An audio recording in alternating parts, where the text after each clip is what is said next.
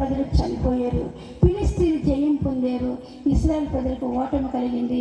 మనం మందసం ఫిలిస్తీన్లు పట్టుకున్నారు అని చెప్పని చదవటానికి అతను పరిగెత్తుకుంటూ వస్తే ఈ వార్త ఏలి విని, ఏలి కుమారుడు చనిపోయాడన్నా కానీ ఏలికి అంత బాధ కలగలేదు. కానీ ఎందుకంటే వాళ్ళు చెప్పిన మాట వినలేదు, దేవుడు కోపానికి గురైపోయారు.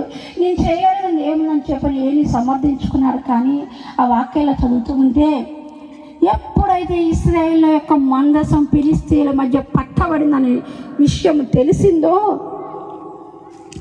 ఏలి నిలువున కూలిపోయి బలిపెట్ట నిలబడి ఆ గడప నిలబడి చనిపోయాడండి ఒక భక్తుడు. ఆలోచించాలి, కుమారులు చనిపోయారంటే ఆయనకు బాధ లేదు. కానీ మందసం పట్టబడిపోయింది, శత్రువు మనమేం జయం పొందాడు, మనం అందరం మందసం వాళ్ళ మధ్య ఇరుక్కపోయిన వాళ్ళకే ఏలి తట్టుకోలేక చనిపోయాడండి.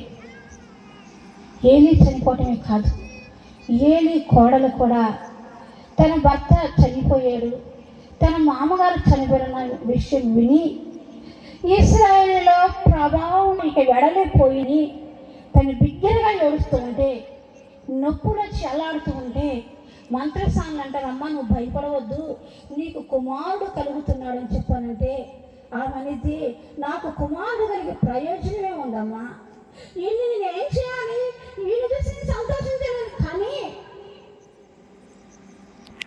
ఇశ్రాయేలు నుంచి ప్రభావం బయటికి వెళ్ళిపోయిందని చెప్పని తన కుమారుడికి ఈకోబోధ్ అని చెప్పని పేరు పెట్టుకునేదండి. హల్లెలూయా.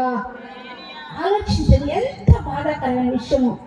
షిలోహులో ఉన్న ప్రజలందరూ కూడా, షిలోహు మందిరంలో ఉన్న ప్రజలందరూ కూడా గొగ్గోలు పెట్టి ఏడుస్తూ ఉన్నారు, పెద్దగా కేకలేసి ఏడుస్తున్నారు.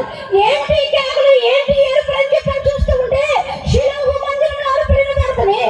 షిలోహులో ఉన్న ప్రజలు ఏడుస్తూ ఉన్నారు, బయట గ్రామంలో ఉన్న ప్రజలందరూ ఏడుస్తూ రొమ్ము పట్టుకుంటూ, బట్టలు చిప్పుకుంటూ, నెత్తిన బూడిద పోసుకుంటూ, జుట్టు పీక్కుంటూ భయంకరంగా ఏడుస్తూ ఉంటే ఈ అరుపులు ఏంటని ఏలి చూసి ఇశ్రాయేలు నుంచి ప్రభావం వెడలిపోయిందని చెప్పని ఏలి యొక్క కోడలు ఇద్దరు కూడా ఎంతగానో బాధపడ్డారు.